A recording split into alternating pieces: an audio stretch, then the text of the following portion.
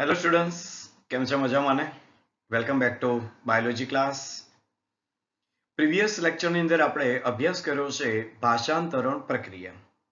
Okay, એટલે અત્યાર સુધીની જે જર્ની છે તેની અંદર આપણે એક વ્યવસ્થિત જે કંઈ પ્રક્રિયા છે એને જો એક ક્રમની અંદર જોઈએ તો પહેલા આપણે વાત કરી ડીએનએ નું સ્વયંજનન.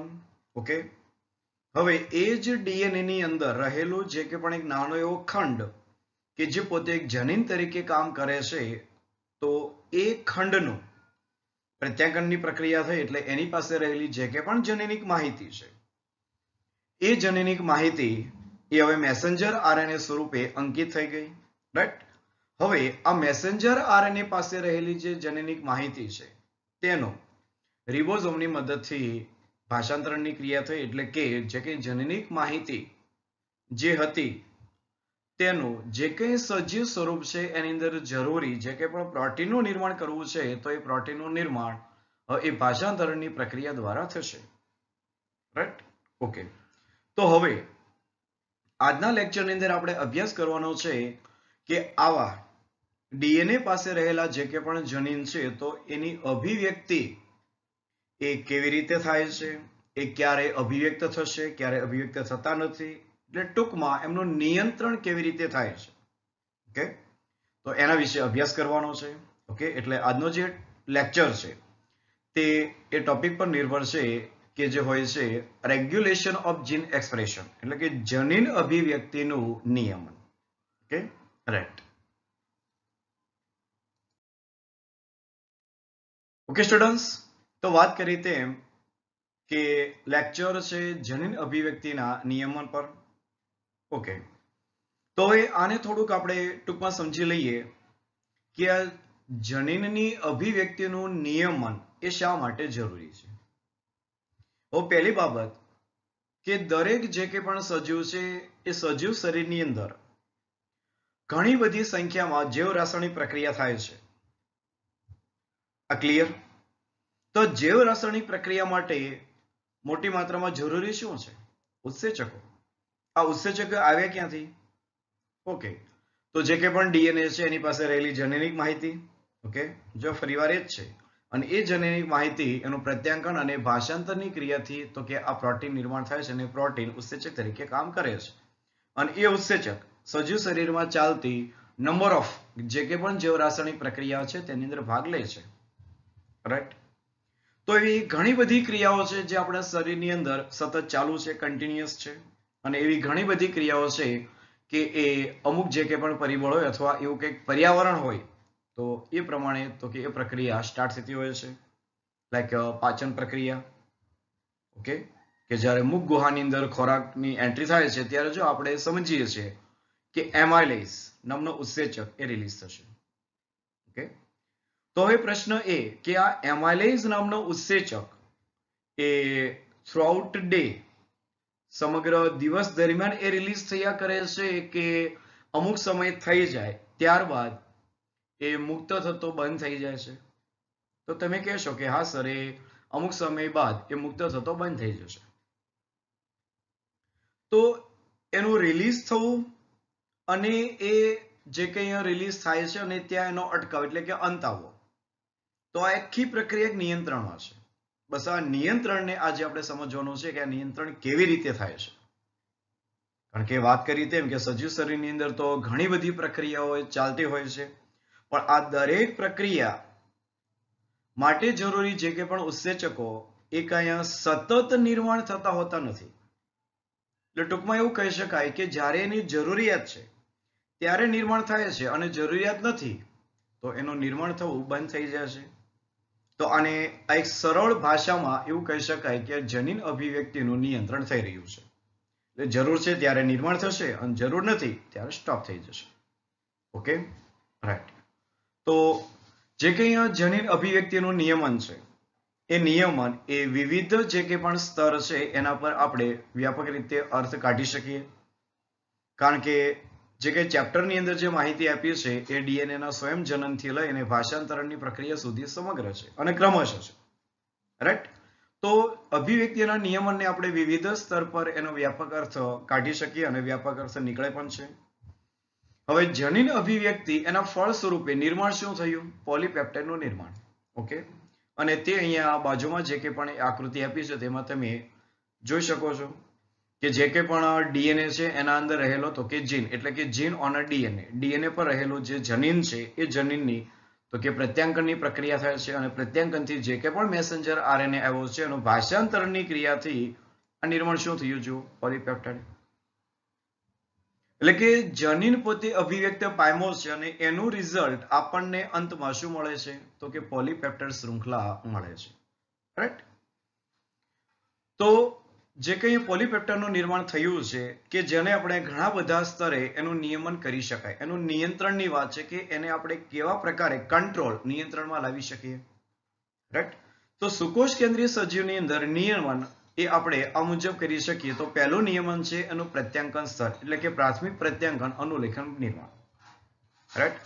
અને તમે અહીંયા આકૃતિમાં જુઓ તેમ કે જે કે પણ જનીન છે અને એ જનીનનું હવે ડીએનએ ની અંદર રહેલી જે બે શૃંખલા છે એમાંથી એક શૃંખલાઓ ખ્યાલ છે આપણે ટેમ્પલેટ તરીકે કાર્ય કરશે અને પ્રાઇમરી ટ્રાન્સક્રિપ્ટ એટલે કે પ્રાથમિક પ્રત્યાંકન એ નિર્માણ કરશે અને એ નિર્માણ કરશે.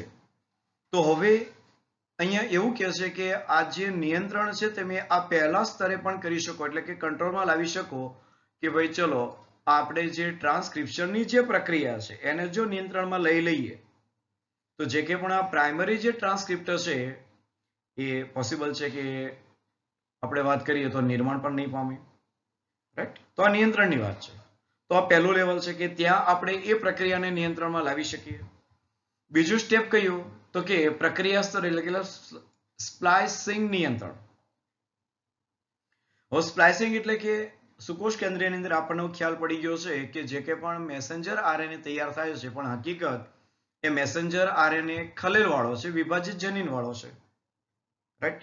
અને આ જે મેસેન્જર આરએનએ છે એની અંદર તો કે ઇન્ટ્રોન્સ અને એક્ઝોન્સ રહેલા છે. તો જે કે પણ ઇન્ટ્રોન્સ છે એને દૂર કરવાના છે સ્પ્લાઇસિંગની પ્રક્રિયાથી. તો કે એ જે કંઈ સ્તર છે ત્યાં પણ એને નિયંત્રણમાં લાવી શકીએ આરએનએ સ્પ્લાઇસિંગ પ્રક્રિયા. રાઈટ? ત્રીજું નિયંત્રણ છે ટ્રાન્સલોકેશન, સ્થળાંતરણ, એટલે કે મેસેન્જર આરએનએ નું કોષ કેન્દ્રમાંથી કોષ રસની અંદર સ્થળાંતરણ. તો હવે જે મેસેન્જર આરએનએ જે પરિપક્વ બની ગયો છે અથવા આપણે જેને પ્રોસીડ સંસાધિત મેસેન્જર આરએનએ કહીએ છીએ, તો એ મેસેન્જર આરએનએ હવે કોષ કેન્દ્રમાંથી બહાર ક્યાં આવે છે? કોષ રસમાં આવે છે. તો એ પ્રક્રિયાને આપણે નિયંત્રણમાં લાવી શકીએ. રાઈટ? કે જે કે પણ આરએનએ ટ્રાન્સપોર્ટ જે કંટ્રોલ છે એટલે કે આરએનએ નું જે સ્થળાંતરણ છે કોષ કેન્દ્રમાંથી કોષ રસમાં, તો એનું પણ આપણે નિયંત્રણ કરી શકીએ. અને લાસ્ટ સ્ટેજ તો કે ભાષાંતરીય એટલે કે ટ્રાન્સલેશનલ. ઓકે, તો આ પણ આપણે કંટ્રોલમાં લાવી શકીએ કે ભાષાંતરની પ્રક્રિયા છે એને જો આપણે અટકાવી દઈએ તો જે કંઈ પોલીપેપ્ટાઇડ નિર્માણ પામે છે ન પણ પામે. ઓકે, તો આ સ્ટેપ છે કે આ સ્ટેપે આપણે આ પ્રક્રિયાને નિયંત્રણમાં લાવી શકીએ. કઈ? તો કે જનીનની અભિવ્યક્તિને, કે જનીન જે અભિવ્યક્ત થઈ અને જે પોલીપેપ્ટાઇડ નિર્માણ કરવાનો છે તો એ ન પણ કરે, કારણ કે એને આપણે શેમાં લઈ લીધો? કંટ્રોલમાં લઈ લીધો. બરોબર? પણ એ સ્ટેપ આપણી સામે છે. પહેલું સ્ટેપ રિપીટ કરીએ, પ્રત્યાંકન સ્તર છે. બીજું સ્ટેપ કે પ્રત્યાંકન થઈ ગયેલો જે મેસેન્જર આરએનએ છે એટલે જેને આપણે એચએનઆરએનએ કહીએ છીએ તો એની પ્રોસેસની પ્રક્રિયા સ્પ્લાઇસિંગ. તો સ્પ્લાઇસિંગ સ્તરે આપણે એને અટકાવી શકીએ. ત્રીજું જે કે સ્ટેપ છે એ ટ્રાન્સલોકેશન, કોષ કેન્દ્રમાંથી જે મેસેન્જર આરએનએ કોષ રસમાં આવે છે તો એને ન આવવા દઈએ તો પણ એની અભિવ્યક્તિ અટકી જશે. અને ભાષાંતરની પ્રક્રિયા જો અટકાવી દઈએ તો પણ અભિવ્યક્તિ અટકી ગઈ. રાઈટ? તો જે કંઈ નિયમન છે એ નિયમન આવડા સ્તરે આપણે કરી શકીએ પણ એ યાદ રાખવા જરૂરી છે. રાઈટ? ઓકે, નેક્સ્ટ, કોષ ની અંદર જનીન એક વિશિષ્ટ કાર્ય અથવા તો જે કે પણ કાર્યો છે એના સમૂહને કરવા માટે એ અભિવ્યક્ત થાય છે. વાત કરી તેમ કે સજીવ શરીર તો કે જૈવ રાસાયણિક પ્રક્રિયા ઘણી બધી થાય છે. તો વિશિષ્ટ કાર્ય એટલે જૈવ રાસાયણિક પ્રક્રિયા છે. રાઈટ? અથવા એનો આખો એક સમૂહ છે જેને આપણે ચયાપચય પ્રક્રિયા કહીએ છીએ. તો એના માટે અભિવ્યક્ત થાય છે કારણ કે એ સમયે ઉત્સેચકની રિક્વાયરમેન્ટ હોય છે. તો જનીન અભિવ્યક્ત થવાનો છે તો એ કોના માટે? ઉત્સેચકના નિર્માણ માટે. રાઈટ? ફોર એક્ઝામ્પલ વાત કરીએ તો ઈ કોલે બેક્ટેરિયા. ઓકે, તો ઈ કોલે બેક્ટેરિયામાં રહેલ ઉત્સેચક કે જેનું નામ છે બીટા ગેલેક્ટોસાઇડેઝ. આ ઉત્સેચક છે, નામ પ્રમાણે છે જો બીટા ગેલેક્ટોસાઇડેઝ, ગેલેક્ટો. ઓકે, તો ગેલેક્ટોસાઇડેઝ એ ડાયસેકેરાઇડ એનું જળ વિભાજન પ્રેરી અને એ ડાયસેકેરાઇડને ગેલેક્ટોઝ અને ગ્લુકોઝમાં ફેરવે છે. તો અહીંયા જે કે પણ ડાયસેકેરાઇડ છે એ લેક્ટોઝ છે. આપણે ખ્યાલ છે લેક્ટોઝનું જળ વિભાજન કરીએ તો આપણને શું મળે છે? ગેલેક્ટોઝ અને ગ્લુકોઝ મળે છે. તો એના માટેનો જે એન્ઝાઇમ છે જળ વિભાજન માટેનો એ કોણ છે? તો કે ગેલેક્ટોસાઇડેઝ એન્ઝાઇમ છે. એ જ વસ્તુ છે કે ઈ કોલાઈ બેક્ટેરિયા છે એને લેક્ટોઝનું પાચન કરવું છે તો પાચન માટે જરૂરી કોણ છે? બીટા ગેલેક્ટોસાઇડેઝ એન્ઝાઇમ છે. જો એ નિર્માણ થશે તો લેક્ટોઝનું પાચન થશે શેનું? તો કે ગેલેક્ટોઝ અને ગ્લુકોઝની અંદર કે સરળ ઘટકમાં આવી જશે અને ત્યારબાદ જે કે ગ્લુકોઝ છે અને ગેલેક્ટોઝ એ આપણને ખ્યાલ છે ગ્લાયકોલિસિસ પ્રક્રિયામાં જશે અને સરવાળે શું નિર્માણ કરી દેશે? કાર્બન ડાયોક્સાઇડ, પાણી. રાઈટ? તો આ પ્રક્રિયા છે. અને આ જે કંઈ ડાયસેકેરાઇડનું જે જળ વિભાજન પ્રેરે છે તો એ દરમિયાન જે કંઈ ગેલેક્ટોઝ અને ગ્લુકોઝ જે નિર્માણ પામવાના છે તો એ બેક્ટેરિયાની અંદર એક ઉર્જાના સ્ત્રોત તરીકે ઉપયોગમાં લેવાશે. રાઈટ? એટીપી સ્વરૂપે. અને આથી જો બેક્ટેરિયા પાસે લેક્ટોઝની ગેરહાજરી હશે એટલે બેક્ટેરિયાની અંદર અથવા એનું જે કંઈ સંવર્ધન માધ્યમ છે એ વિચારી લઈએ તો એની પાસે જો લેક્ટોઝની ગેરહાજરી હશે તો બીટા જે ગેલેક્ટોસાઇડેઝ જે ઉત્સેચક છે એને સંશ્લેષણની જરૂર પડતી નથી. Okay, right. એક ઉદાહરણ સેમ જો માર્કેટની અંદર તમે પાણીપુરી ખાવા જશો તો પાણીપુરી પચાવવા માટે જરૂરી ઉત્સેચકની રિક્વાયરમેન્ટ છે. અને જો તમે પાણીપુરી ખાધી જ નથી તો એને પચાવવા માટેની જરૂરિયાત પણ નથી. સેમ કિસ્સો અહીંયા છે કે જો બેક્ટેરિયા પાસે લેક્ટોઝ છે જ નહીં તો રિક્વાયરમેન્ટ કોની નથી? બીટા ગેલેક્ટોસાઇડેઝ. જો લેક્ટોઝ છે તો રિક્વાયરમેન્ટ કોની છે? બીટા ગેલેક્ટોસાઇડેઝની છે. રાઈટ? બસ આ જ નિયંત્રણ છે અને આ જ કોન્સેપ્ટ છે. Okay, right. તો આ રીતે આપણે જો સામાન્ય શબ્દોમાં કહેવામાં આવે તો એક ચયાપચય પ્રક્રિયા, એક દેહધાર્મિક પ્રક્રિયા અથવા તો પર્યાવરણની જે કે પણ સ્થિતિ છે કે જે જનીન અભિવ્યક્તિનું નિયમન કરે છે. ઓકે, એ જ વસ્તુ છે. અને ફેક્ટર છે કે ભાઈ ચયાપચયની પ્રક્રિયા છે, દેહધાર્મિક પ્રક્રિયા છે અથવા પર્યાવરણની સ્થિતિ એ જનીન અભિવ્યક્તિના નિયંત્રણ પર હોય છે. ફોર એક્ઝામ્પલ આપણે વાત કરીએ તો આ જે એક સેન્ટેન્સ છે એ આપણને આ જે જનીન અભિવ્યક્તિઓનું નિયમન છે એ સંપૂર્ણ સમજાવી દેશે કે એક ભ્રૂણ જે હોય છે એનો પરિપક્વ સજીવની અંદર વિકાસ અને વિભેદીકરણની જે પ્રક્રિયા છે તે જનીનના વિવિધ સમૂહની અભિવ્યક્તિના સહનિયમનનું પરિણામ છે. આને થોડુંક સમજી લઈએ. આપણે જે કંઈ મનુષ્યની અંદર પ્રજનન એ ચેપ્ટર ઓલરેડી આપણે ભણી ચૂક્યા છીએ. રાઈટ?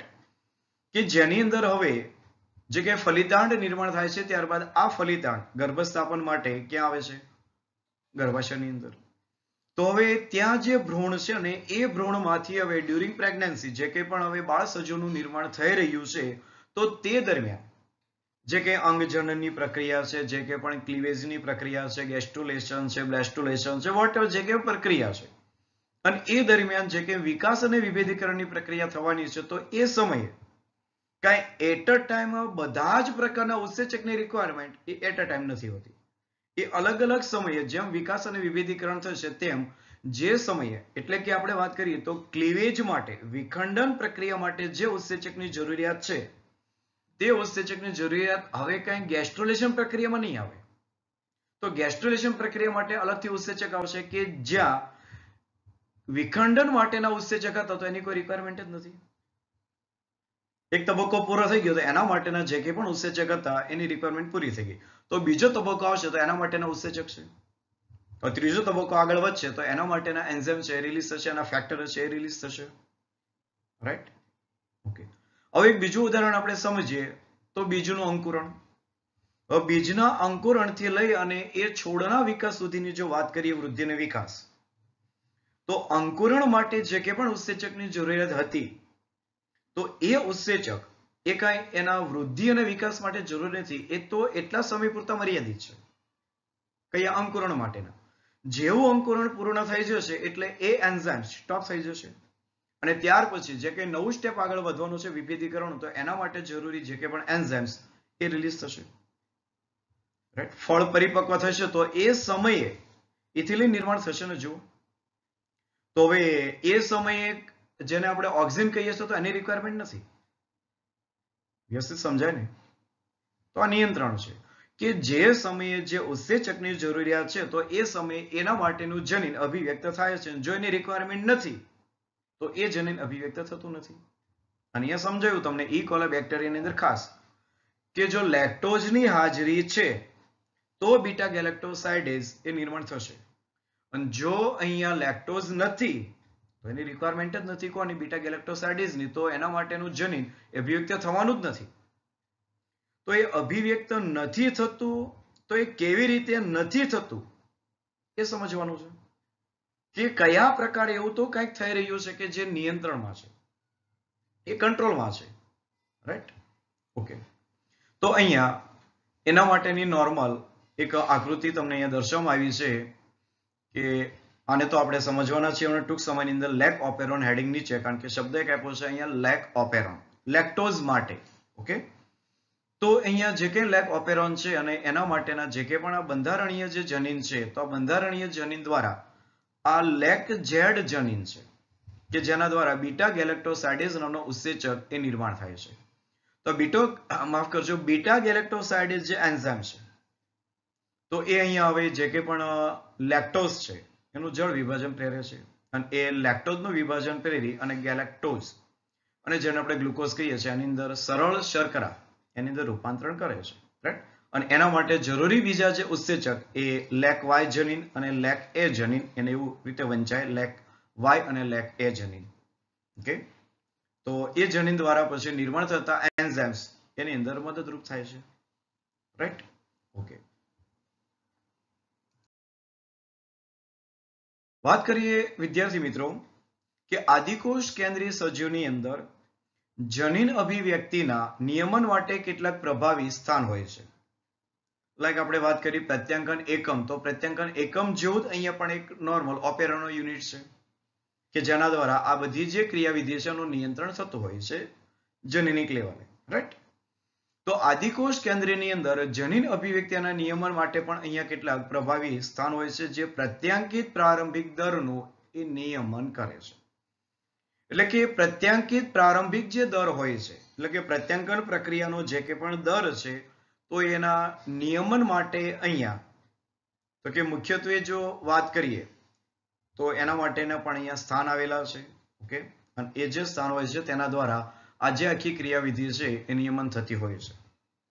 અથવા આને એવું પણ આપણે કહી શકીએ કે જે કંઈ આદિકોષ કેન્દ્રીય સજીવ છે તેની અંદર જનીન અભિવ્યક્તિ માટે જો પ્રક્રિયાનું નિયંત્રણ કરવું છે તો એ પ્રક્રિયાના નિયંત્રણ માટે આપણે જો એના પ્રારંભિક જે કે પ્રત્યાંકિત દર છે એનું જો નિયંત્રણ કરી લેશું તો આગળની જે પ્રક્રિયા છે નિયંત્રણમાં આવી જશે. એટલે આનો અર્થ એવો પણ થાય છે વ્યવસ્થિત જો આપણે અર્થઘટન કરીએ તો કે એનું જે કંઈ પ્રભાવી અથવા તો એવું કહી શકાય કે મુખ્ય અથવા તો વધારે બંધ બેસતું જો નિયંત્રણ માટેનો સ્ટેપ હોય તો એ છે કે કોને નિયંત્રણમાં લેવું. કારણ કે આપણે વાત કરી કે આખી જે પ્રક્રિયા છે ને અલગ અલગ સ્ટેપ તબક્કા દરમિયાન નિયંત્રણમાં લઈ શકાય, પણ એમાંથી સૌથી વધારે યોગ્ય નિયંત્રણ કયું? તો સૌથી વધારે યોગ્ય નિયંત્રણ એ છે કે એનું જે પ્રત્યાંકન પ્રક્રિયા થાય છે એના દરનું જો નિયંત્રણ કરી લઈએ, એટલે કે ટ્રાન્સક્રિપ્શન જે રેટ છે એને જો નિયંત્રણમાં લઈ લઈએ તો જનીન અભિવ્યક્તિઓનું નિયંત્રણ થઈ જશે. ઓકે, એટલે આ જે સેન્ટેન્સ છે એનો અર્થ એવો છે. એટલે ખાસ સમજજો કે એવું કહે છે કે ભાઈ નિયમન માટે કેટલાક પ્રભાવી સ્થાન હોય છે, પણ હકીકત એવું કહેવા માંગે છે કે એને જો નિયંત્રણ મતલબ કે જનીન અભિવ્યક્તિના નિયંત્રણને જો લેવું હોય નિયમનમાં તો આપણે કયા સ્ટેપ પર કાર્ય કરવું પડશે? પહેલા જ. અને પહેલું સ્ટેપ એટલે કયું? પ્રત્યાંકન પ્રક્રિયા છે એને જો નિયંત્રણમાં લઈ લેશું તો આગળની ક્રિયાવિધિ ઓટોમેટિક નિયંત્રણમાં આવી જશે. ઓકે, એટલે આ જે વિધાન છે ખાસ અગત્યનું છે અને આને આપણે નોટ કરવાનું છે ખાસ કરીને એક્ઝામ્સ માટે કે અહીંયા સૌથી વધારે બંધ બેસતું જો સ્ટેપ નિયંત્રણ હોય તો એ હોય છે કે એ પ્રત્યાંકિત પ્રારંભિક દરનું નિયમન કરવું. Okay, right. અને પ્રત્યાંકન જે એકમ છે એની અંદર આપણને ખ્યાલ છે પ્રમોટર જે સ્થાન છે અને આ પ્રમોટર સ્થાન સાથે આરએનએ પોલિમરેઝ જે ઉત્સેચક હોય છે એ જોડાયેલો હોય છે. તો એ આરએનએ પોલિમરેઝ ઉત્સેચકની ક્રિયાશીલતા એ સહાયક જે પ્રોટીન હોય છે એની સાથેની પારસ્પરિક ક્રિયા દ્વારા પણ નિયમન પામે છે, જે પ્રારંભિક સ્થાન એની ઓળખ ક્ષમતામાં પણ સહાયતા કરશે. આ વાત છે પ્રત્યાંકન પ્રક્રિયાની અંદર કે જેની અંદર એસેસરી પ્રોટીન સહાયક પ્રોટીન પણ આવેલા હોય છે કે જેના દ્વારા આખી જે પ્રક્રિયા છે એને પ્રારંભિક સ્થાનની ઓળખ ક્ષમતામાં પણ એ મદદ કરે છે. તો આવા જે કંઈ પણ પ્રોટીન છે કે જે નિયમન કરે છે એને આપણે નિયામકી પ્રોટીન તરીકે પણ ઓળખીએ છીએ, રેગ્યુલેટરી પ્રોટીન. અને આવા નિયામકી પ્રોટીન એ હોય છે સકારાત્મક કે પછી સક્રિય. આ બંને સમાનાર્થી છે, કાં તો એ પોઝિટિવ હોય છે અથવા તો નેગેટિવ હોય છે, એટલે કે સકારાત્મક કે પછી નકારાત્મક. ઓકે, અને એ એક્ટિવેટર તરીકે સક્રિય પણ હોય છે અને સપ્રેસર તરીકે નિગ્રાહક તરીકે પણ હોય છે. બંને સ્વરૂપે કામ કરે છે. સકારાત્મક એટલે કે પોઝિટિવ રીતે અથવા તો નેગેટિવ રીતે, અથવા તો જેને આપણે કહીએ એક્ટિવેટર સક્રિયક તરીકે પણ છે અથવા તો એ રિપ્રેસર તરીકે પણ છે. એટલે ટૂંકમાં કે જે નિયામકી પ્રોટીન છે એ કાં સકારાત્મક કે પછી સક્રિયક તરીકે હોઈ શકે, આ પહેલું સ્વરૂપ, કાં તો પછી એ નકારાત્મક કે પછી નિગ્રાહક તરીકે હોઈ શકે, આ બીજું સ્વરૂપ. એમ બંને સ્વરૂપે આ નિયામકી પ્રોટીન હોય છે. નિયામકી પ્રોટીન તમે આ ઓપેરોનની અંદર આ જે રાઉન્ડ થઈ રહ્યું છે ત્યાં હોય છે, રેગ્યુલેટરી જીન એટલે કે નિયામકી પ્રોટીન. રાઈટ? તો આ એક ઓપેરોન છે અને ઓપેરોનનું જે કે પણ સ્ટ્રક્ચર છે કે જેની અંદર મુખ્યત્વે આપણે વાત કરીએ તો બે પ્રદેશ કે જેમાં એક કંટ્રોલ રિજિયન કે જેના દ્વારા આપણે નિયંત્રણ કરી શકીએ અને બીજો જે પ્રદેશ હોય છે એને કહેવાય છે સ્ટ્રક્ચરલ એટલે કે બંધારણીય જનીન, કે જેના દ્વારા જે કંઈ જનીન છે અને એ જનીનનું આપણે વાત કરીએ તો પ્રત્યાંકનની પ્રક્રિયા થશે અને એ દરમિયાન પછી ભાષાંતરની પ્રક્રિયા થશે. તો એ પ્રત્યાંકિત થતા જે જનીન છે એ જનીનને સક્રિયક રીતે આગળ વધારવા એટલે કે એનું પ્રત્યાંકન કરવું કે પછી એને અટકાવવા, તો એના માટે જરૂરી કોણ છે તો કે રેગ્યુલેટરી જીન હોય છે. એટલે ખાસ અહીંયા નોંધવાનું છે કે નિયામકી પ્રોટીન એ કાં તો સકારાત્મક કે સક્રિય સ્વરૂપે આ પહેલું સ્વરૂપ અથવા તો બીજું નકારાત્મક કે પછી નિગ્રાહક એટલે કે આપણે જેને સપ્રેસર કહીએ તે. Okay, right. અને એને બીજા હેલ્પ કરતા જે પ્રદેશ હોય છે એ આપણે વાત કરીએ તો જો એક તો પ્રમોટર તો ઓલરેડી છે જ, કારણ કે એ પ્રત્યાંકન એકમની અંદર છે અને જ્યાં કોણ જોડાય છે અહીંયા તો કે આરએનએ પોલિમરેઝ નામનો ઉત્સેચક. ઓકે, અને ત્યાર પછી ઓપરેટર સ્થાન છે અને ત્યાંથી પ્રત્યાંકનની પ્રક્રિયા આગળ વધશે. જો એની રિક્વાયરમેન્ટ છે તો આગળ વધવા દે છે અને જો એની જરૂરિયાત નથી તો આ જે પ્રક્રિયા છે એને આપણે સ્ટોપ કરીશું. રાઈટ? ઓકે. વાત કરીએ આદિકોષ કેન્દ્રીય ડીએનએ ની અંદર એટલે કે જે પ્રમોટર સ્થાન છે એની ઉપલબ્ધતા ઘણા કિસ્સાની અંદર પ્રોટીન એના વિશેષ અનુક્રમ કે જેને આપણે ઓપરેટર કહીએ છીએ તેના દ્વારા પણ નિયમન પામે છે. એટલે વાત કરીએ પ્રમોટરની બાજુમાં એ કોણ છે તો કે અહીંયા ઓપરેટર એક સ્થાન છે અને આ બધા વિભાગ એ કોના છે તો કે ઓપેરોનની અંદર આવનારા પ્રદેશો છે અને તેના સહયોગથી એ નિયમિત થતું રહે છે. રાઈટ? એટલે જે કે પ્રમોટર જે સ્થાન છે એ પ્રમોટર સ્થાન એ ઓપરેટર જે સ્થાન છે તેના દ્વારા નિયંત્રણમાં છે એવું કહી શકાય. પણ જે કે મેન એટલે કે મુખ્ય જે નિયંત્રણ છે એ કરનારો વિભાગ હોય તો આ રેગ્યુલેટરી જીન છે. રાઈટ? એટલે મોટે ભાગે જે કે પણ ઓપેરોન હોય એ ઓપેરોનની અંદર જે કે પણ ચાલાક જે સ્થાન છે, રાઈટ, ચાલાક સ્થાન એટલે આપણે એવું કહી શકાય કે જેને આપણે વાત કરીએ તો એક પ્રકારે પ્રમોટર. તો એ પ્રેરક જે ભાગ છે એની પાસે જ હોય છે અને મોટા ભાગની સ્થિતિમાં ચાલાકના અનુક્રમ એ નિગ્રાહક જે પ્રોટીન હોય છે એના દ્વારા જોડાયેલા હોય છે. નિગ્રાહક પ્રોટીન એ કોણ તો કે રેગ્યુલેટરી જનીન જ છે, કારણ કે એ નેગેટિવ તરીકે કામ કરવાના છે એટલા માટે શબ્દ છે નિગ્રાહક. ઓકે, અને પ્રત્યેક ઓપેરનનો પોતાનો એક વિશિષ્ટ ઓપરેટર અને પોતાનો એક વિશિષ્ટ નિગ્રાહક હોય છે. રાઈટ? અને ફોર એક્ઝામ્પલ વાત કરીએ તો લેક ઓપેરોનની અંદર લેક ઓપરેટર એ જોવા મળે છે. એટલે કે જે કંઈ ઓપરેટર છે એને આપણે લેક ઓપેરોન છે એટલા માટે નામ આપશું લેક ઓપરેટર. જો ફોર એક્ઝામ્પલ આપણે વાત કરીએ તો એમિનો એસિડ તરીકે વેલાન હોય તો વેલાન ઓપરેટર એટલે કે VAL ઓપરેટર. જો હિસ્ટિડીન હોય તો હિસ ઓપરેટર. એટલે કે જે કઈ પ્રકારના પ્રક્રિયક છે એના નામથી આપણે ઓપરેટરને ઓળખી શકીએ, કારણ કે ઓપરેટર તો કોમન નેમ છે. રાઈટ? અને વિશેષ રૂપે એ લેખ નિગ્રાહક સાથે આંતરક્રિયા કરે છે. તો અહીંયા નિગ્રાહક પણ જે કે અહીંયા પ્રક્રિયાર્થી છે તો અહીંયા લેક્ટોઝ છે તો લેખ નિગ્રાહક છે અને લેખ ઓપરેટર છે. Okay, right. ઓકે, તો હવે વાત કરીએ લેક ઓપેરોન. અને જે લેક ઓપેરોન છે એની શોધ કરનાર જે વૈજ્ઞાનિક છે તો કે જનીનશાસ્ત્રી તરીકે ફ્રેન્કોઇસ જેકોબ અને મોનાર્ડ. એટલે કે જેકોબ અને જૈવ રસાયણશાસ્ત્રી તરીકે જેક્વે મોનાર્ડ. એટલે આપણે એને ટૂંકમાં કહીશું જેકોબ અને મોનાર્ડ. તો જેકોબ અને મોનાર્ડ એના દ્વારા તો કે આ જે એક મોડલ છે એટલે કે લેક ઓપેરોન એની શોધ થઈ છે. અને તેમણે પણ સૌપ્રથમ વખત પ્રત્યાંકિત રીતે નિયંત્રિત તંત્ર વિશે ખ્યાલ આપ્યો. વાત કરીને આપણે વાત કરી તેમ કે વધારે જો એ મુખ્ય અથવા તો વધારે લાગુ પડતું જો સ્ટેપ હોય એને નિયંત્રણમાં લાવવા માટે તો એ કયા સ્તરે? તો કે પ્રત્યાંકન સ્તરે. તો એમણે પણ જે કે પણ મોડલ આપ્યું છે એ પ્રત્યાંકિત રીતે જ નિયંત્રણમાં છે. ઓકે, જેને આપણે ટ્રાન્સક્રિપ્શન પ્રક્રિયા કહીએ છીએ તો ત્યાં જ એ પ્રક્રિયા અટકી જવાની છે અથવા નિયંત્રણમાં આવવાની હોય છે અથવા ત્યાં પ્રક્રિયા આગળ વધે છે અથવા તો આપણે કહીએ તો સક્રિય થાય છે અથવા એ સ્તરે એ પ્રક્રિયા કેવી થાય છે? નિષ્ક્રિય થાય છે અથવા તો એ નિગ્રાહક થાય છે. રાઈટ. તો અહીંયા લેક ઓપેરોનની વાત કરીએ તો લેક ઓપેરોન એના માટે લેક જે શબ્દ છે એ આવ્યો છે લેક્ટોઝ પરથી. આપણે વાત કરી હતી એમ, કારણ કે લેક એ લેક્ટોઝ છે. અને લેક ઓપેરોનની અંદર પોલિસિસ્ટ્રોનિક બંધારણીય જનીનનું નિયમન એક સામાન્ય પ્રમોટર અને નિયામકી જનીન દ્વારા થાય છે. તો શબ્દ છે પોલિસિસ્ટ્રોનિક. તો હવે તો આપ સૌને ખ્યાલ છે કે પોલિસિસ્ટ્રોનિક શા માટે? કારણ કે અહીંયા ડીએનએ ની અંદર જે ભાગ પોલીપેપ્ટાઇડનું નિર્માણ કરે છે અને સિસ્ટ્રોન કહીએ છીએ, અને બેક્ટેરિયાની અંદર એક સાથે એક કરતા વધારે પ્રોટીનનું નિર્માણ થાય છે તો એના માટે એક કરતા વધારે જનીન. તો આ જે ભાગ છે અહીંયાથી આ ભાગને આપણે જો સિસ્ટ્રોન કહીએ તો આ જે સિસ્ટ્રોન ભાગ છે એ એક કરતા વધારે સંખ્યામાં જનીન ધરાવે છે, એટલા માટે પોલિસિસ્ટ્રોનિક જનીન છે. અને એ પોલિસિસ્ટ્રોનિક જનીન એ એક સાથે એક કરતા વધારે, જો તમે સમજો છો કે એ જે બંધારણીય જનીન છે એની પાસે A B C D આવા જનીન છે. A જનીન, B જનીન, C જનીન, D જનીન.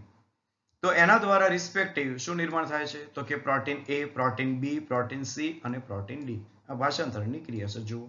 રાઈટ. અને આ ટ્રાન્સક્રિપ્શન એટલે કે પ્રત્યાંકનની ક્રિયાથી મેસેન્જર RNA આવે છે. રાઈટ. તો આ જે વિભાગ છે કોણ છે? તો કે પોલિસિસ્ટ્રોનિક જનીન છે. રાઈટ. અને એના જે કંઈ પણ બંધારણીય જે જનીન છે એટલે કે અહીંયા વાત કરીએ તો ABCD જનીન, એમનું નિયમન એક સામાન્ય જે કંઈ પણ પ્રમોટર છે એને આપણે અહીંયા વાત કરીએ પ્રમોટર છે, અને એક નિયામકી જનીન જેને આપણે રેગ્યુલેટરી જીન કહીએ છીએ. તો આના દ્વારા હંમેશા નિયંત્રણમાં હોય છે. અને આવા જ પ્રકારના અન્ય જો આપણે ઓપેરોનની વાત કરીએ તો તે ઓપેરોનની અંદર વાત કરીએ તો એક તો આપણી પાસે છે અહીંયા લેક ઓપેરોન, તે કારણ કે બેક્ટેરિયાની અંદર આ ઓપેરોન સામાન્ય છે. ત્યાર પછી બીજો ઓપેરોન ટ્રિપ્ટોફેન ઓપેરોન, ટૂંકમાં નામ છે TRP એટલે કે ટ્રિપ્ટોફેન. ધેન અરાબિનોઝ ઓપેરોન, એરા ઓપેરોન, ત્યાર પછી હિસ્ટિડિન માટે હિસ ઓપેરોન અને વેલાઇન માટે વેલ ઓપેરોન. એટલે કે બેક્ટેરિયાની જે કે પણ ચયાપચય પ્રક્રિયા છે એના માટે પ્રક્રિયાર્થી તરીકે લેક્ટોઝ છે, ટ્રિપ્ટોફેન છે, અરાબિનોઝ છે, હિસ્ટિડિન છે, વેલાઇન છે. તો એના માટેના તો કે નિયંત્રણ કરતું એક તંત્ર કે જેને આપણે ઓપેરોન કહીએ છીએ, પણ પ્રક્રિયાર્થીની સાથે એ ઓપેરોનના નામ લેવા છે પ્રક્રિયાર્થી સાથે. તો લેક્ટોઝ છે તો લેક ઓપેરોન, જો હિસ્ટિડિન હોત તો હિસ ઓપેરોન, ટ્રિપ્ટોફેન હોત તો વેરી ગુડ ટ્રિપ્ટોફેન ઓપેરોન એટલે કે TRP ઓપેરોન. રાઈટ. ઓકે. તો આ જે ઓપેરોન છે આ ઓપેરોન એક આખું એક તંત્ર અહીંયા આકૃતિમાં દર્શાવ્યું છે તે જ પ્રમાણનું હોય છે હંમેશા, કે જેમાં એક રેગ્યુલેટરી જીન આવેલા હોય છે. રાઈટ. અને ત્યાર પછી જે કંઈ અહીંયા પ્રમોટર છે, ઓપરેટર જે સ્થાન છે તે, અને ત્યારબાદ બંધારણીય જનીન. એટલે આપણે બે વાત કરી તેમ કે એક કોણ છે? તો કે એક કંટ્રોલ યુનિટ છે કે જે કંઈ અહીંયા ઓપરેટર ભાગ સુધી આટલો વિભાગ છે એ બધો કોણ છે? તો કે એ નિયંત્રિત કરતો ભાગ છે, કંટ્રોલ યુનિટ છે. અને બીજો જે ભાગ છે ઓપેરોન એ કોણ છે? તો કે બંધારણીય જનીનનો ભાગ છે કે જેને આપણે કંટ્રોલમાં લેવાના છે. ઓકે. જરૂર પડે એટલે પોતે સક્રિય થશે અને જરૂર નથી તો એને આપણે સપ્રેસ કરવાના છે. બસ. રાઈટ. નેક્સ્ટ જે કે લેક ઓપેરોન છે એ બે ઘટકો સાથે મળીને બનતો હોય છે. જે વાત કરીએ એમ કે એક નિયામક જનીન એટલે કે કંટ્રોલ, કે જ્યાં સ્મોલ I જનીન એનો અર્થ એવો નથી કે ઇન્ડ્યુસર, પણ એનો અર્થ લીધો છે ઇન્હિબિટર શબ્દ પરથી, જેનો અર્થ આપણે કરીએ અવરોધક. કારણ કે અહીંયા આઈ પરથી બે શબ્દ આવવાના છે, ઇન્ડ્યુસર એટલે કે પ્રેરક અને બીજો આઈ પરથી ઇન્હિબિટર, તો એ કોણ છે? અવરોધક. એટલે અહીંયા ખાસ કન્ફ્યુઝન ન થાય એટલા માટે ચોખવટ કરી દીધી છે એનસીઈઆરટી પણ, કે અહીંયા એક નિયામકી જનીન જે રેગ્યુલેટરી જીન છે એને આપણે રેગ્યુલેટરી આર તરીકે નથી લેતા, એનો પહેલો લેટર નથી લેતા, લઈએ છીએ શું? આઈ લઈએ છીએ. તો આઈ નો અર્થ પ્રેરક નથી લેવાનો, લેવાનો છે કોણ? તો કે ઇન્હિબિટર, અવરોધક પરથી આવ્યો છે, એટલે એને આઈ ફોર ઇન્હિબિટર તરીકે લેવાનું રહેશે. રાઈટ. અને બીજું તો કે એનો બંધારણીય જનીન પ્રદેશ કે જે અહીંયા લેક ઓપેરોન છે અને ઈ કોલે બેક્ટેરિયાની અંદર અહીંયા તો કે 3 બંધારણીય જનીન છે ZYA, કે જેના પર્ટિક્યુલર શું હોય છે? તો કે કાર્ય હોય છે. તો જે કંઈ ડીએનએ છે તો એ ડીએનએ આ એક શૃંખલા છે, અને એ જે ડીએનએ ની જે શૃંખલા છે તેની ઉપર આપણે વાત કરીએ તો આખો એક લેક ઓપેરોન યુનિટ. તો એ યુનિટ આપણે કીધું તેમ બન્યો કેટલા પ્રદેશ? 2 પ્રદેશ. એક કોણ? તો કે કંટ્રોલ યુનિટ, આપણે જેને નિયામકી પ્રદેશ કહીએ અથવા નિયામકી જનીન હવે કહી શકીએ, અને બીજું તો કે બંધારણીય જનીન. તો લેક ઓપેરોની અંદર નિયામકી જનીન તરીકે આપણે યાદ રાખવાનું છે રેગ્યુલેટરી તરીકે આર નહીં પણ આઈ ફોર ઇન્હિબિટર, અને ત્યાર પછી બંધારણીય જનીન છે. હવે આખો એક ઓપેરોન સમજી લઈએ કે જ્યાં લેક ઓપેરોનની અંદર આ બે વિભાગ, એક રેગ્યુલેટરી સિક્વન્સ એનો અનુક્રમ છે ડીએનએ, કારણ કે આ બધી જે રચના છે એ એક પ્રકારે ન્યુક્લિયોટાઇડ જેને આપણે કહીએ છીએ બેઝ એ જ છે. એટીજીસી એ પ્રમાણે બધી રચના રહેલી છે, એટલે કે એટીજીસી જે કંઈ આપણે કહીએ છીએ એ પ્રમાણે જ આખો અનુક્રમ છે, અને બંધારણીય જનીન છે તો ત્યાં પણ એ જ અનુક્રમ છે. ઓકે. હવે જે કંઈ ડીએનએ ની શૃંખલા છે ત્યાં હવે જો રેગ્યુલેટરી જે જીન છે, ઓકે, તો રેગ્યુલેટરી જનીન એ સંકેત ધરાવે છે રિપ્રેસર પ્રોટીનના, જેને આપણે નિગ્રાહક કહીએ છીએ. રિપ્રેસર, નિગ્રાહક. તો એ પ્રોટીન માટેના એની પાસે સંકેતો છે, કારણ કે કીધું ને કે નિયંત્રણ કોના દ્વારા છે? નિગ્રાહક પ્રોટીન દ્વારા. રાઈટ. અને ત્યારબાદ તેની આગળ એનો પોતાનો એક શું હોય છે પ્રદેશ? તો કે પ્રમોટર પ્રદેશ હોય છે, કેપિટલ P. તો પ્રમોટર ફોર રેગ્યુલેટરી જીન. રાઈટ. તો આ જે ભાગ છે એને આપણે પીઆઈ કહી શકીએ, અને આ પીઆઈ એટલા માટે કારણ કે પ્રમોટર અહીંયા બે ભાગ પડવાના છે. કોના? તો એક રેગ્યુલેટરી જીનના છે ને બીજું પ્રમોટર પોતાનું બંધારણીય જનીનનું છે. રાઈટ. તો આ વાત થઈ કોની? તો કે પીઆઈ. અને ત્યાર પછી આ જે વિભાગ છે એ વિભાગ કોણ છે? તો કે સ્મોલ આઈ, જેને આપણે વાત કરીશું અહીંયા કોનું? નિયામકી જનીન તરીકે. તો એક આ ભાગ છે. આકૃતિ સમજવાની છે. રાઈટ. આની ઉપરથી તમે એમસીક્યુ પણ સોલ્વ કરશો. રાઈટ. ત્યાર પછી જે પ્રદેશ આવવાનો છે કોણ છે? તો કે પ્રમોટર છે. ઓકે. અને એ પ્રમોટર કોના માટે છે? તો કે બંધારણીય જનીન માટે છે, પીલેક. ટૂંકમાં આપણે કહી શકીએ, પણ આપણે તો નોર્મલી જે યુઝ કરવાના શબ્દો છે એ છે કોણ? તો કે સામાન્ય અહીંયા કોણ છે? તો કે રેગ્યુલેટરી એટલે કે નિયામકી અનુક્રમ છે. ત્યાર પછી નિયામકી જનીન છે. રાઈટ. નિયામકી જનીન પછી કોણ છે? પ્રમોટર છે. ત્યાર પછી ઓપરેટર છે, અને ઓપરેટર સ્થાન પૂરું થઈ જાય ત્યાર પછી કોણ આવશે? બંધારણીય જનીન આવશે. અહીંયા લેક ઓપેરોન છે તો એના માટેના બંધારણીય જનીન આપણને ક્રમશઃ યાદ રાખવાના છે. તમને આ ક્રમશઃ પણ પૂછે છે, અને ક્રમશઃ કયા? ZYA. રાઈટ. તો ઝેડ જે બંધારણીય જનીન છે, અથવા આને આપણે શબ્દ હમણે યુઝ કરતા એમ લેક ઝેડ જનીન, લેક ઝેડ જનીન. તો એ બંધારણીય જનીન એ કોના માટે છે? તો કે બીટા ગેલેક્ટોસાઇડેઝ ઉત્સેચકના નિર્માણ માટે. એનો અર્થ એવો થઈ ગયો કે લેક ઝેડ જે અહીંયા જનીન છે એ પ્રત્યાંગન પ્રક્રિયામાં જશે અને મેસેન્જર આરએનએ નું નિર્માણ કરશે, અને આ મેસેન્જર આરએનએ નું ભાષાંતર થશે એટલે ઉત્સેચક તરીકે શું મળશે? બીટા ગેલેક્ટોસાઇડેઝ મળશે. એવું જો હવે વાત કરીએ તો લેક વાય જનીન છે, આ લેક વાય છે. તો લેક વાય જે કંઈ પણ બંધારણીય જનીન છે એ પોતે અહીંયા સંકેતન કરે છે બીટા ગેલેક્ટોસાઇડેઝ પરમિએઝ ઉત્સેચક, એટલે કે આપણે ટૂંકમાં એને પરમિએઝ કહેશું. જો નામ છે પરમિએઝ ફોર પરમિશન, એનો આપણે કાર્ય પણ સમજી લઈશું નેક્સ્ટ, પણ શબ્દ છે પરમિએઝ. ઓકે. ધેન તો કે એ જીન એટલે કે લેક એ જનીન. તો લેક એ જનીન છે, તો જો એ પણ અહીંયા જે કંઈ પણ કાર્ય કરવાનો છે એ ટ્રાન્સ એસિટાઇલેઝ ઉત્સેચક તરીકે એસિટાઇલેશનની પ્રક્રિયા કરવાની છે, એટલા માટે જો ટ્રાન્સ એસિટાઇલેઝ ઉત્સેચક. તો આ જે લેક એ જનીન છે એ પોતે અહીંયા કોડોન એટલે કે સંકેતો ધરાવે છે કોના માટેના તો કે ટ્રાન્સ એસિટાઇલેઝ એન્ઝાઇમ્સના.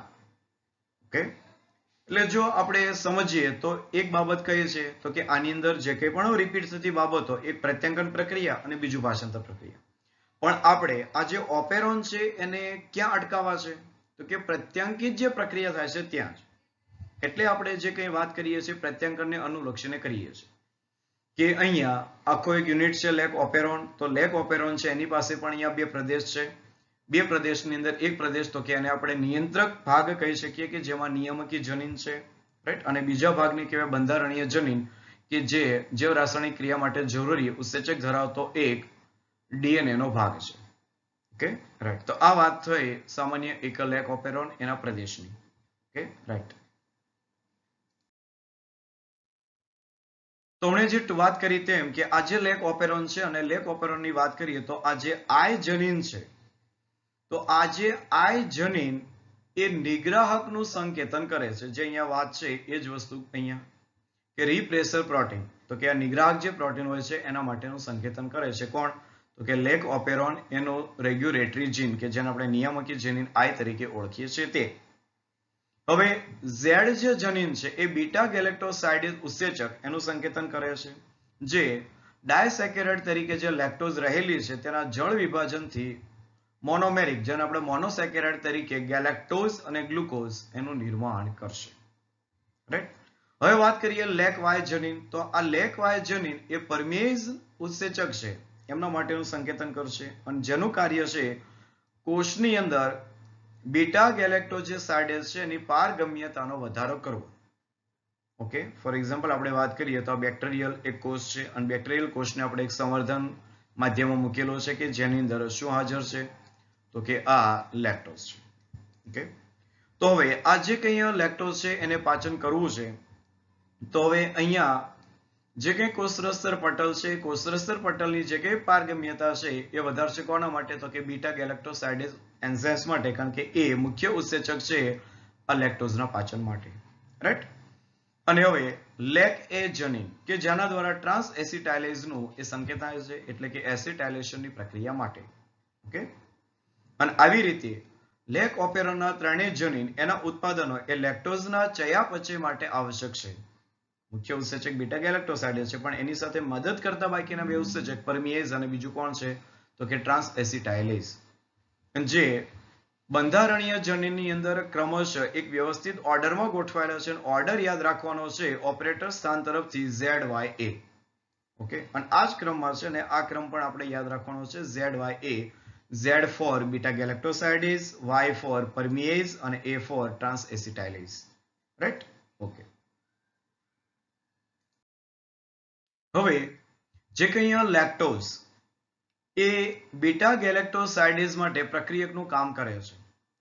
ઓકે, આને સમજવાની જરૂર નથી કારણ કે જે ઉત્સેચક છે એના માટે પ્રક્રિયાથી તરીકે કામ કોણ કરે છે લેક્ટોઝ છે અને એ ઓપેરોનની સક્રિયતાનો આરંભ એટલે કે જો સક્રિયતા છે તો સ્વિચ ઓન કીધી અને આપણે એ રીતે પણ સમજી શકીએ ઓન ઓફ. તો અહીંયા ઓન કરવાની વાત છે, સક્રિય કરવાની વાત છે.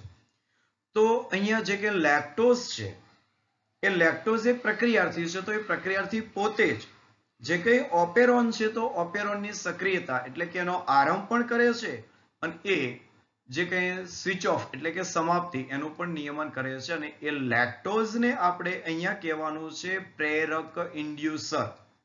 કીધું હતું ને બે શબ્દ આવવાના છે, એક ઇન્હિબિટર અને ઇન્ડ્યુસર.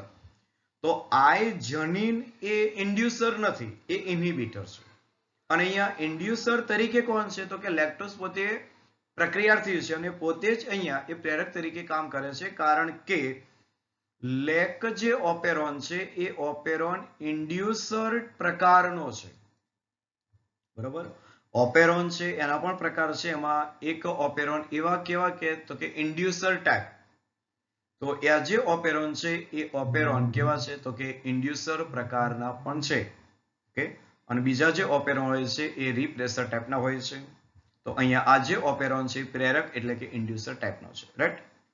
અને હમણાં જેમ વાત કરી તેમ કે ટ્રિપ્ટોફેન તો એક જેમ અહીંયા ઈ કોલાઈ બેક્ટેરિયામાં લેક ઓપેરોન એ ઇન્ડ્યુસર ટાઈપના ઓપેરોનનું પ્રતિનિધિત્વ કરે છે એમ અહીંયા ટ્રિપ્ટોફેન ઓપેરોન એ પણ એક જે રિપ્લેસિબલ જે આપણે વાત કરીએ ઇન ઓપેરોન તો એનું પ્રતિનિધિત્વ કરે છે, પણ એ તમે તમારી જે હાયર એજ્યુકેશન છે એની અંદર તેનો અભ્યાસ તમે કરશો. રાઈટ. હવે અહીંયા સૌથી ઉત્તમ કાર્બન જે સ્ત્રોત છે એ ગ્લુકોઝ, એની ગેરહાજરીમાં જો બેક્ટેરિયાના સંવર્ધન માધ્યમમાં લેક્ટોઝ ઉમેરવામાં આવે ત્યારે પરમેઝની ક્રિયા દ્વારા લેક્ટોઝ એ કોષની અંદર પ્રવેશ કરશે. બેક્ટેરિયા એનું એક સંવર્ધન માધ્યમમાં આપણે અહીંયા લેક્ટોઝ એડ કરેલું છે, મોટી માત્રામાં લેક્ટોઝ છે. રાઈટ. અને આ જે બેક્ટેરિયલ જે કોષ છે એ બેક્ટેરિયલ કોષની અંદર જે એનું ઉર્જા દ્રવ્ય છે ગ્લુકોઝ, એ ગ્લુકોઝ એની પાસે નથી એવું કહેવા માંગે છે. એટલે ગ્લુકોઝ નથી તો ઉર્જા માટે હવે સંવર્ધન માધ્યમમાંથી શું એન્ટર કરવું પડશે કોષની અંદર? તો કે લેક્ટોઝ. પણ એ લેક્ટોઝ કોની મદદથી? પરમેઝ ઉત્સેચકની મદદથી, કારણ કે પારગમ્યતા વધારે છે એટલે પરમેઝની ક્રિયા દ્વારા આ લેક્ટોઝ કોષની અંદર જશે અને ઓપેરોન ઓન થશે એવું કહે છે. રાઈટ. અને ખાસ યાદ રાખવાનું અહીંયા કે કોષની અંદર લેક ઓપેરોનની અભિવ્યક્તિમાં નિમ્ન સ્તરે હંમેશા હાજર રહેવી હોય જોઈએ, અન્યથા લેક્ટોઝ એ કોષની અંદર પ્રવેશ કરી શકશે નહીં. વ્યવસ્થિત સમજજો. આ જે વિધાન છે એને આપણે એ રીતે સમજવાનું છે કે પહેલા આપણે એવું સમજી લઈએ કે બેક્ટેરિયા છે અને એ બેક્ટેરિયાની અંદર જે કંઈ માધ્યમ રહેલું છે તે માધ્યમ અને સંવર્ધન માધ્યમ છે એ માધ્યમ આ બંને અલગ છે. રાઈટ. હવે એ માધ્યમની અંદર કોઈ પણ પ્રકારનો લેક્ટોઝ છે જ નહીં. તો લેક્ટોઝ નથી તો આપણે વાત કરી તેમ કે બીટા ગેલેક્ટોસાઇડેઝ ઉત્સેચકની જરૂરિયાત નથી તો એ નિર્માણ નહીં થાય, એટલે ઓપેરોન સ્ટોપ છે. રાઈટ. તો હવે જો આપણે સંવર્ધન માધ્યમમાં લેક્ટોઝ એડ કરીશું તો એ લેક્ટોઝ એન્ટર કેવી રીતે થશે? સમજ પડી? જો ઓપેરોન કામ નથી કરતો તો આ સંવર્ધન માધ્યમનો લેક્ટોઝ એ ગ્લુકોઝમાં કેવી રીતે પ્રવેશ કરશે? રાઈટ. તો આનો આન્સર આપ્યો છે કે કોઈ પણ સજીવ હોય, અહીંયા તો આપણે બેક્ટેરિયા જ છે, પણ કોઈ પણ સજીવ હોય એની અંદર રહેલો જે લેક ઓપેરોનની જે ક્રિયાવિધિ છે એ નિમ્ન સ્તરે, એ હાવ ધીમા દરે એ કન્ટિન્યુ તો હોય જ. એટલા માટે જ અહીંયા પરમેઝ નિર્માણ થાય છે. સમજ પડી? તો જ નિર્માણ થાય. જો એ પ્રક્રિયા નિમ્ન સ્તરે ચાલુ હોય તો, અને ચાલુ હોય તો જ એ પરમેઝ કાર્ય કરશે અને તો લેક્ટોઝને બેક્ટેરિયલ કોષની અંદર લેવામાં આવશે અને ત્યાર પછી લેક ઓપેરોન એ પોતાના મહત્તમ દરે એક્ટિવેટ થઈ જશે, કારણ કે લેક્ટોઝ અંદર આવી ગયો છે. ઓકે. એટલે વિધાન ખાસ યાદ રાખવાનું છે કે કોષની અંદર લેક ઓપેરોનની અભિવ્યક્તિ એ તો નિમ્ન સ્તરે હંમેશા હાજર રહેવી જોઈએ જ, તો જ એના માટેના જે એન્ઝાઇમ્સ છે એ એન્ઝાઇમ્સ એ નિર્માણ થતા રહેતા હોય. રાઈટ. અને એ એન્ઝાઇમ્સ પોતાનું કાર્ય કરતા રહેતા હોય. જો લેક ઓપેરોન બંધ થઈ જશે, હવે સંપૂર્ણ સ્ટોપ આપણે વિચારીએ તો પરમેઝ ઉત્સેચક છે જ નહીં અને નથી તો લેક્ટોઝ અંદર કેવી રીતે આવશે? સમજ્યા? એટલા માટે કહે છે કે નિમ્ન સ્તરે એ હાજર રહેતી હોવી જોઈએ જ, તો અને તો જ આ જે લેક્ટોઝ છે એ બેક્ટેરિયલ કોષની અંદર દાખલ થઈ શકે. રાઈટ. ઓકે.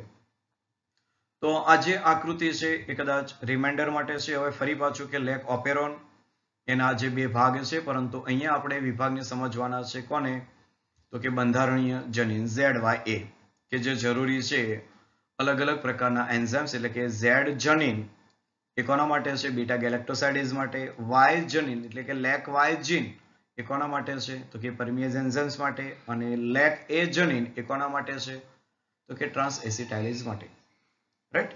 અને અહીંયા વાત કરી તે કે લેક્ટોઝ એ પ્રેરક તરીકે કામ કરે છે, આ વસ્તુ ભૂલાય નહીં. રાઈટ. રાઈટ. તો હવે લેક્ટોઝની જે વાત કરી કે પોતે પ્રેરક તરીકે કામ કરે છે, તો હવે તો વાત કરીએ પહેલા પરિસ્થિતિ, કારણ કે આપણી પાસે બે સ્થિતિ છે ને, કાં તો લેક્ટોઝ હાજર અથવા લેક્ટોઝ ગેરહાજર. તો પહેલી પરિસ્થિતિ લેક્ટોઝ ગેરહાજર એટલે કે પ્રેરકના અભાવમાં. પ્રેરક અહીંયા કોણ છે? લેક્ટોઝ છે. તો લેક્ટોઝ છે એના અભાવમાં એટલે કે લેક્ટોઝની ગેરહાજરી અહીંયા છે. તો હવે એનો અર્થ એવો થશે કે લેક્ટોઝની ગેરહાજરીમાં આ જે લેક ઓપેરોન છે એ ચાલુ રહેશે કે બંધ રહેશે? ઓબ્વિયસલી બંધ રહેશે. તો બંધ કેવી રીતે રહેશે એની મિકેનિઝમ સમજી લઈએ. રાઈટ. તો હવે લેક્ટોઝ એ ઓપેરોનને કંઈક આ પ્રમાણે પ્રેરિત કરે છે અને એનો પહેલો કિસ્સો છે પ્રેરકના અભાવમાં. તો હવે ઓપેરોન એનો આઈજે જનીન છે, એટલે જેને આપણે કહીએ છીએ એક પ્રકારે નિયામકી અથવા રેગ્યુલેટરી જીન. તો એ આઈ જનીન દ્વારા એ પોતે નિગ્રાહક મેસેન્જર આરએનએ નું નિર્માણ કરશે. આ નિગ્રાહક મેસેન્જર આરએનએ, અને તમે અહીંયા આકૃતિમાં જોઈ શકો તેમ, જો અહીંયા ફરી પાછું સમજાવું છું, આ જે આકૃતિ છે એમાં અહીંયા પણ પી છે અને અહીંયા પણ પી છે. આ જે પી એ ફોર પ્રમોટર માટે છે, જે બંધારણીય જનીનનો પ્રમોટર, અને આ જે પી છે એ આજે આપણે નિયામકી જે જનીન કહીએ છીએ રેગ્યુલેટરી જીન, એનો અહીંયા પ્રમોટર છે. એટલે આ P4 પ્રમોટર એ બંને સ્થાને છે. એટલે વ્યવસ્થિત આકૃતિ પણ સમજી લેજો. બંને સ્થાને કેપિટલ P આપેલા છે. તો અહીંયા એક બંધારણીય જનીન માટેનો પ્રમોટર છે, અને આ જે પીઆઈ આપણે વાત કરી એ કોણ છે? હવે તો નિગ્રાહક જનીન, અથવા આપણે સીધી વાત કરીએ નિયામકી જનીનનો પ્રમોટર છે. રાઈટ. ઓકે. તો અહીંયા ગેરહાજરીમાં શું થશે? પહેલું સ્ટેપ કે આઈ જનીન દ્વારા પ્રત્યાયનની પ્રક્રિયા થશે અને એના દ્વારા નિગ્રાહક મેસેન્જર આરએનએ નું સંશ્લેષણ થઈ જશે. અને એ તમે અહીંયા જોઈ શકો છો, નિગ્રાહક મેસેન્જર આરએનએ કે જેનું ભાષાંતરની પ્રક્રિયા થશે અને એક નિગ્રાહક પ્રોટીન એનું નિર્માણ કરશે. આ કોણ છે? તો કે એક નિગ્રાહક પ્રોટીન છે. અને આ નિગ્રાહક પ્રોટીન હવે પ્રક્રિયા કરશે ઓપરેટર સ્થાન સાથે, જેને આપણે ચાલક કીધું, ઓપરેટર સ્થાન. રાઈટ. તો નિગ્રાહક પ્રોટીન એ ઓપરેટર એટલે કે ઓપેરોનના ઓપરેટર વિસ્તાર સાથે જોડાય અને આરએનએ જે પોલિમરેઝ ઉત્સેચક છે એના દ્વારા થતું જે કંઈ પણ પ્રત્યાંકનની ક્રિયાવિધિ છે એને અટકાવી દેશે. કારણ કે થશે શું? આ જે પ્રમોટર જે સ્થાન છે, આ પ્રમોટર સ્થાન સાથે જ્યારે અહીંયા આરએનએ પોલિમરેઝ ઉત્સેચક જોડાશે, પણ આરએનએ પોલિમરેઝ ઉત્સેચકને આગળ વધવું છે, પણ એ નહીં વધી શકે. શા માટે? સ્પીડ બ્રેકર છે. જુઓ, આ વચ્ચે આ એક અવરોધ છે, અને આ અવરોધ કોને લઈને આવ્યો? રાઈટ, ઓપેરોનનો જે કંઈ ઓપરેટર વિસ્તાર એની સાથે જોડાય કોણ ગયું? તો કે નિગ્રાહક પ્રોટીન. આ નિગ્રાહક પ્રોટીન અને આ જે ઓપરેટર સ્થાન છે એમની વચ્ચે એક સંકુલ બની ગયું, અને આ સંકુલ હવે આરએનએ પોલિમરેઝને આગળ આવવા દેશે નહીં. અને જો હવે આરએનએ પોલિમરેઝ આગળ નહીં ખસે તો આ બંધારણીય જનીનનું થશે શું? બરોબર, સ્વયં વિચાર કીજીએ. થશે શું? રાઈટ. તો આ ZY એ જે બંધારણીય જનીન છે એનું પ્રત્યાંકન અટકી જશે. વ્યવસ્થિત સમજાઈ ગયું હવે કે લેક્ટોઝ છે જ નહીં તો બીટા ગેલેક્ટોઝ સાઇડેઝ ઉત્સેચકની રિક્વાયરમેન્ટ છે જ નહીં. જો નથી તો એને અટકાવવું તો જરૂરી ને. તો બીટા ગેલેક્ટોસાઇડેઝની જરૂર નથી તો એને અટકાવવું જરૂરી છે. અધરવાઇઝ બીટા ગેલેક્ટોસાઇડેઝ એ બીજું કંઈક કાર્ય કરે તો એ બેક્ટેરિયલ કોષને નુકસાન કરે. ઓકે, તો એને અટકાવવું જરૂરી. તો એના માટે થઈ અને આજે આખું એક તંત્ર છે, ઓપેરોન તંત્ર. એ શું કરે છે? તો એની પાસે નિયામકી જનીન છે, અને આ નિયામકી જનીન એ શું કરશે? નિગ્રાહક મેસેન્જર આરએનએ નું નિર્માણ કરી નાખશે. નિર્માણ કરશે તો નિગ્રાહક પ્રોટીનનું નિર્માણ કરશે, અને આ પ્રોટીન એ સંકુલ બનાવશે ઓપરેટર સ્થાન સાથે, કે જ્યાં પ્રમોટર સાથે જોડાયેલો આરએનએ પોલિમરેઝ એ આગળ વધી શકશે, એટલે કે બંધારણીય જનીન તરફ એ આગળ ખસી શકશે નહીં. તો આરએનએ પોલિમરેઝ જો આગળ નથી ખસવાનો તો બંધારણીય જનીનનું ઓટોમેટિક પ્રત્યાંકન અટકી જશે. એટલે અહીંયા કીધું છે કે નિગ્રાહક અણુ એટલે કે પ્રોટીન એ પોતે ઓપરેટર સાથે જોડાઈ જશે અને આરએનએ પોલિમરેઝ દ્વારા થતું જે ઓપેરોનના પ્રત્યાંકનની પ્રક્રિયા એને અટકાવી દેશે. પણ આ કિસ્સો કયો? પ્રેરકના અભાવમાં. લેક્ટોઝ છે નહીં તો આ પ્રક્રિયા છે. રાઈટ. હવે વાત કરીએ પ્રેરકની હાજરીમાં. જો પ્રેરક છે એની હાજરી એટલે કે લેક્ટોઝ છે તો એનું પાચન કરવું છે ને, બરોબર. પણ આ જે નિયામકી જે જનીન છે એ પોતે પોતાના નિગ્રાહક પ્રોટીનનું નિર્માણ તો સતત કર્યા જ રાખે છે. એ સ્ટોપ નથી. આ ખાસ જોજો પાછળ. નિયામકી જનીન એટલે કે આઈ જનીન દ્વારા નિગ્રાહક મેસેન્જર આરએનએ અને નિગ્રાહક પ્રોટીનનું જે નિર્માણ છે એ કન્ટિન્યુ છે. ઓકે, તો આવા કિસ્સામાં શું થશે? ચલો વિચારી લઈએ અથવા સમજી લઈએ. રાઈટ. તો હવે લેક્ટોઝ અથવા તો એલોલેક્ટોઝ આ એલોલેક્ટોઝ એ લેક્ટોઝનો આઇસોમર છે અને રિયલ વાસ્તવ ખરેખર જે કંઈ પ્રેરક છે ઇન્ડ્યુસર છે એ હકીકત એલોલેક્ટોઝ છે. આ પણ યાદ રાખજો, એલોલેક્ટોઝ છે, નહીં કે લેક્ટોઝ. તો એલોલેક્ટોઝ જેવા પ્રેરકની હાજરીમાં નિગ્રાહક છે એ પ્રેરક સાથે પ્રક્રિયા કરી અને નિષ્ક્રિય થઈ જશે. એટલે બન્યું શું કે આ જે નિયામકીય જનીન છે તેના દ્વારા નિગ્રાહક મેસેન્જર આરએનએ પ્રત્યાંકિત થયો અને એના દ્વારા ભાષાંતરની ક્રિયાથી નિર્માણ શું થઈ ગયું? નિગ્રાહક પ્રોટીન તો બને છે, પણ આ નિગ્રાહક પ્રોટીનને પકડી રાખવાનું કામ કરશે. શા માટે? એને ઓપરેટર સાથે બંધાતો અટકાવો છે ને, તો પકડી રાખવાનું કામ કોણ કરશે? તો કે પ્રેરક તરીકે આ કોણ છે? એલોલેક્ટોઝ છે.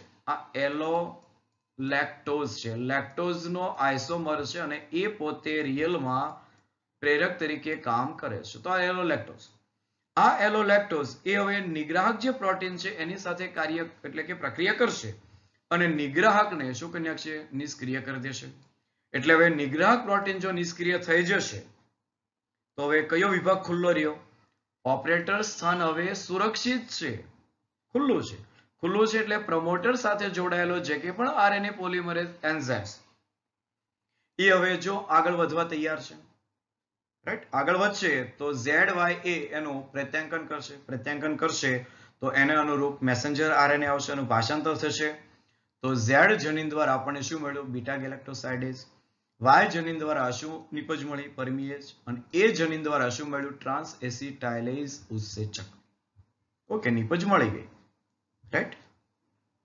ઓકે, તો અહીંયા હવે જે કંઈ પ્રેરક સાથે પ્રક્રિયા કરીને જે નિષ્ક્રિય થઈ ગયું એટલા માટે હવે આરએનએ પોલિમરેઝ ઉત્સેચક એ પ્રમોટર સાથે જોડાવાથી અનુમતિ મળે છે અને પ્રત્યાંકનની શરૂઆત કરી દેશે, રાઈટ? હવે લેક જે ઓપેરોન છે એના નિયમનને આ પ્રક્રિયાર્થી દ્વારા ઉત્સેચકના સંશ્લેષણના સ્વરૂપે નિરૂપિત કરી શકાય છે.